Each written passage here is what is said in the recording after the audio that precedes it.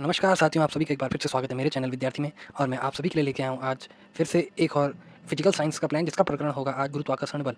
तो देखिए आप किस प्रकार से आप फिजिकल साइंस का लेसन प्लान बनाएंगे, वो मैं आपको बता देता हूँ। तो सबसे पहले आप लिखेंगे पाठ योजना, दिनांक, कक्षा, वर्ग, वादन, समय और प्रकरण की आप इस प्रकार की एक सारणी बना देंगे। इसके बाद आता है विद्यालय का नाम, जिस भी विद्यालय में आप पढ़ा रहे होंगे। फिर आता है सामान्य उद्देश्य, ABCDE करके आप सामान्य उद्देश्य लिख सकते हैं। इसके बाद आता है विशिष्ट उद्देश्य। विशिष्ट उद्देश्य में आता है ज्ञानात्मक उद्देश्य, बोधात्मक, अनुप्रयोगात्मक और कौशलात्मक उद्देश्य। इसके बाद आता है सहायक सामग्रियाँ। फिर आता है पूर्व ज्ञान, छात्रों गुरुत्वाकर्षण की सामान्य जानकारी रखते हैं। इसके बाद आता है प्रस्तावना प्रश्न, जो कि इस प्रकार से होंगे। हम किस ग्रह पर निवास करते हैं? पृथ्वी पर करते हैं। पृथ्वी का उपग्रह चंद्रमा। चंद्रमा किस बल के द्वारा पृथ्वी के चारों ओर चक्कर लगाता है? तो उत्तर आ जाएगा गुरुत्वाकर्षण बल। तो गुरुत्वाकर्षण बल किसे कहते हैं, ये आपका समस्यात्मक प्रश्न होगा। इसके बाद आता है उद्देश्य कथन। छात्रों, आज हम विज्ञान विषय के अंतर्गत गुरुत्वाकर्षण बल का अध्ययन करेंगे। इसके बाद आप इस प्रकार की एक सारणी बनाएंगे। कर्म संख्या, शिक्षण बिंदु, अपेक्षित व्यवहार परिवर्तन, छात्र अध्यापक क्रिया, छात्र छात्रा प्रतिक्रिया और शिक्षण बिंदु, लास्ट में आएगा मूल्यांकन। तो मैं आपको इसके विकासात्मक प्रश्न दिखाता हूँ। पेड़ में क्या फल टूटने पर जमीन में क्यों गिरते हैं? तो उत्तर आ जाएगा गुरुत्वाकर्षण बल के कारण।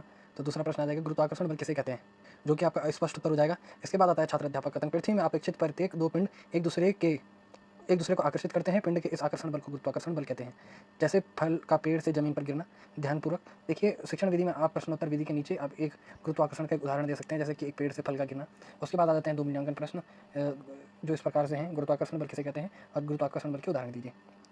देखिए, ये पहला शिक्षण बिंदु है। अब आता है दूसरा शिक्षण बिंदु, जो कि है गुरुत्वाकर्षण का सार्वत्रिक नियम।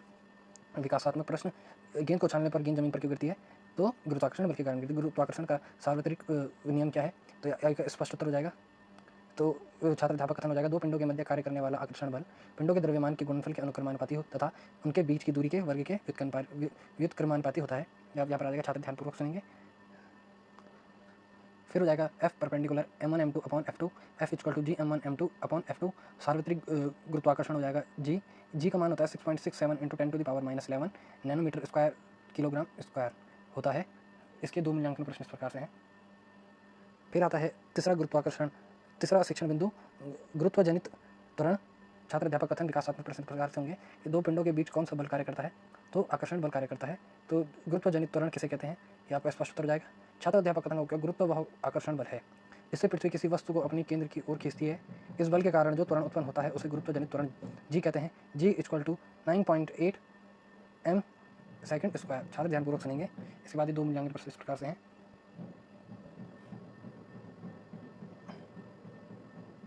इसके बाद आता है श्याम प्रसार, जिसमें आपने ब्लैक चार्ट चिपकाना है इस प्रकार से, जिसमें दिनांक, कक्षा, वर्ग, वादन, समय, विषय, प्रकरण आ जाएगा।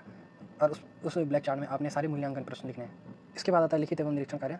छात्र अध्यापक छात्रों को श्याम प्रसार उतारने का निर्देश देकर लिखित कार्य का निरीक्षण करेगा। उसके बाद आता है गृह कार्य, जिसमें आता है अति लघु उत्तरीय प्रश्न, लघु उत्तरीय प्रश्न व दीर्घ उत्तरीय प्रश्न। और इसके बाद आप संदर्भ पुस्तकें मेंशन कर सकते हैं। ऐसे ही और जानकारी प्राप्त करने के लिए आप मेरे चैनल को जरूर सब्सक्राइब करें। Thank you.